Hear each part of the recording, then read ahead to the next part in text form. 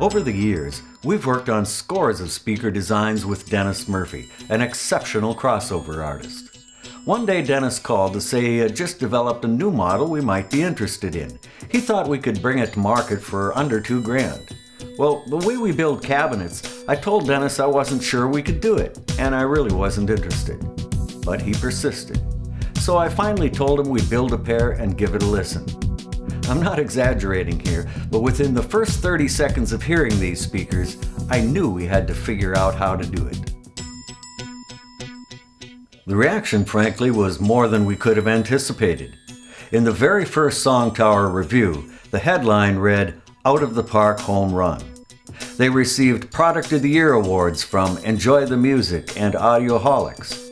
And they just received an Editor's Choice Award from the Absolute Sound for the 5th year in a row. So yes, they were received very well indeed. A great speaker design is all about synergy. You'll notice most speakers being produced today use 1-inch dome tweeters. Now, don't get me wrong, there are a lot of great 1-inch domes on the market, but some of them constrain a bit to reproduce frequencies at the upper limits of human hearing. They can be a bit bright and harsh, and that leads to listener fatigue. The Hikafon OW2, on the other hand, uses a 3/4-inch dome tweeter, which is perfectly sized to reproduce these frequencies. It's very smooth, very accurate, and has very broad dispersion characteristics. Now, the downside of a 3/4-inch dome is you can't cross it as low as a 1-inch dome. So that means you need a woofer that is very well behaved a bit higher up. The 5-inch Sayaz ER15s performed very well in this regard with smooth and extended response at higher frequencies. But their advantages don't stop there. Their cone size is perfectly suited for the reproduction of mid-range, and that's important.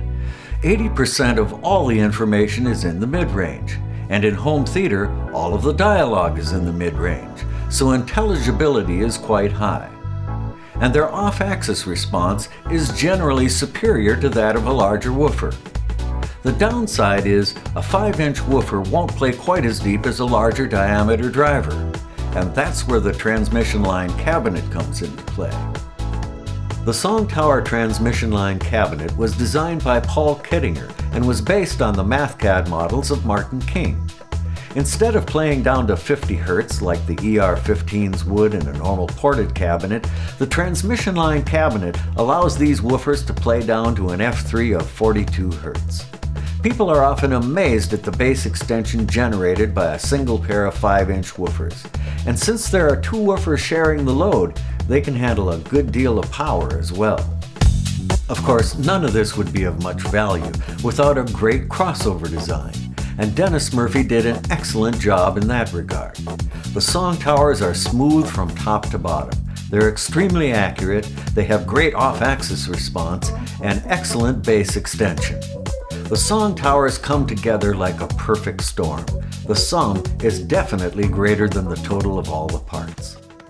Technically, the SongTowers are a 4-ohm design, but their impedance averages about 6 ohms overall, and they're 88 dB sensitive, so they're an easy load for almost any amp or receiver, and they don't require a lot of power.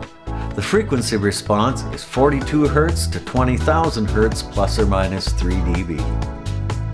The SongTower front baffle is only 8 inches wide, resulting in a speaker with a high spouse acceptance factor. They're available in a wide range of furniture quality finishes. But if you want something really special, they can be custom built in any finish you want. The only limit is your imagination. For a great music system or the basis for an entire home theater, the SongTowers are hard to beat, especially when you consider the price. Since we sell direct, you pay about half the cost of a similar speaker sold at retail. Dick Olsher reviewed the SongTowers along with audio by Van Alstyne's Ultravel Valve.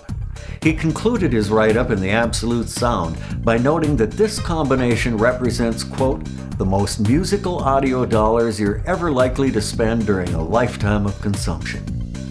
We couldn't